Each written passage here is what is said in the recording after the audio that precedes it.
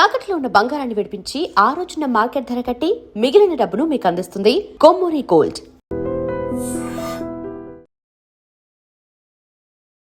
Hello views, welcome to I dream media.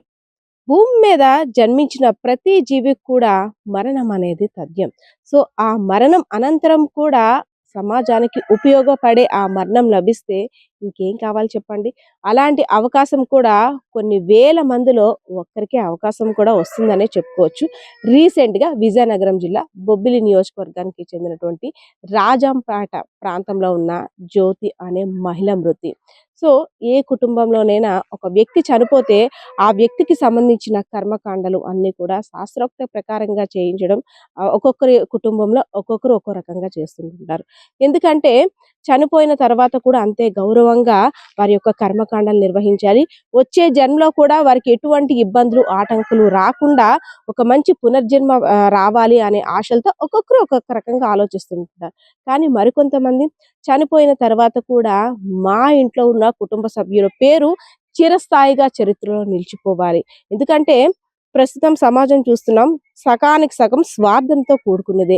కనీసం శవాన్ని కూడా, అంటే ఎవరికైనా ఉపయోగపడుతుందంటే శవాన్ని కూడా ఇవ్వడానికి ఇష్టపడరు. కానీ అలాంటిది ఒక అడుగు ముందుకేసి ఈ ఎవరైతే మృతి చెందారో మహిళ జ్యోతి వారి యొక్క కుటుంబ సభ్యులు ఒక అడుగు ముందుకు వేసి సమాజానికి ఉపయోగపడే విధంగా ఒక నిర్ణయాన్ని తీసుకున్నారు. కొద్ది రోజుల క్రితం ఆ జ్యోతి ఎవరైతే మృతురాలు ఉన్నారో అనారోగ్యం కారణంగా విజయనగరం జిల్లా పెద్ద ఆసుపత్రిలో జాయిన్ అయ్యారు. అనారోగ్యం ఇంకా రోజు రోజుకు కూడా ఆరోగ్యం క్షీణించిపోయింది. ఇంకా చనిపోవడం తప్పితే ఇంకా బ్రతికే అవకాశాలు అయితే లేవని చెప్పేశారు. ఎంతో ఆశగా ఎదురు చూస్తున్న కుటుంబ సభ్యులకి ఒక విషాద వార్త, మీ భార్య మరణించిందని. సో వయసుకు వచ్చిన కూతురు కూడా ఆ తల్లి ఇంకా మరణించిందనే వార్త ఎప్పుడైతే చెవున పడిందో ఆ దుఃఖం ఆగటం లేదు. చనిపోయిన అమ్మని తీసుకువెళ్ళి అసలు నేను ఎన్ని కార్యక్రమాలు చేయాలి, ఏం చేయాలో కూడా నాకు తెలియదు. ఎందుకంటే అమ్మ ముత్తైదు కాబట్టి ప్రతి కార్యక్రమానికి హాజరయ్యేది. కానీ ఇప్పుడు అమ్మ లేదు, అసలు ఏ పూజలు చెయ్యాలో, అమ్మ కోసం నేనేం చెయ్యాలో కూడా తెలియని పరిస్థితిలో ఉన్నాను రా దేవుడా అంటూ తల బాదుకొని అక్కడ ఏడ్చింది. మరి కొంతమంది వచ్చి మీ అమ్మగారి మృతదేహాన్ని మెడికల్ కళాశాలకి అప్పజెప్పినట్టయితే నలుగురు డాక్టర్స్ వాటికి ఉపయోగపడుతుంది మీ అమ్మగారి యొక్క శరీరం అని చెప్పగానే ఆలోచించడం మొదలుపెట్టారు కుటుంబ సభ్యులు.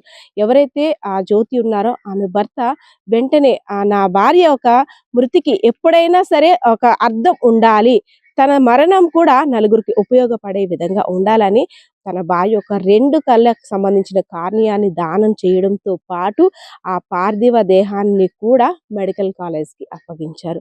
సో వారి ఆలోచనకి మనందరం కూడా హ్యాట్స్ ఆఫ్ చెప్పాలి కదా. ఎందుకంటే ముత్తైదువుగా మరణించినటువంటి మహిళకి చాలా ఇంపార్టెన్స్ ఇస్తారు. ఆమె అంటే ఆ ముత్తైదుగా చనిపోవడం ఒక వరంగా భావిస్తుంటుంటారు మన హిందూ సాంప్రదాయాల్లో.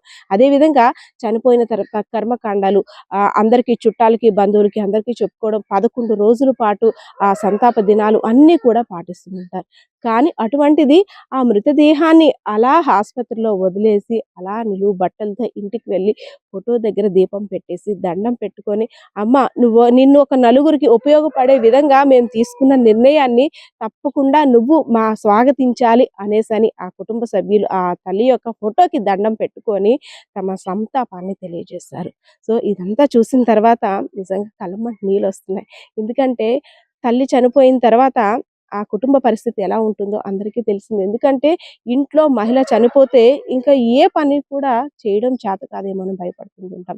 అలాంటిది ఆ మహిళ చనిపోయిన తర్వాత కుటుంబ సభ్యులు ఆ స్పాంటేనియస్గా వైద్యులు సూచించిన నిర్ణయాన్ని యాక్సెప్ట్ చేయడం, ఆ మృతదేహాన్ని అంతే బాధ్యతగా అప్పజెప్పడం, నిజంగా వాళ్ళ నిర్ణయాన్ని మాత్రం ప్రశంసించక తప్పదనే తెలుస్తుంది.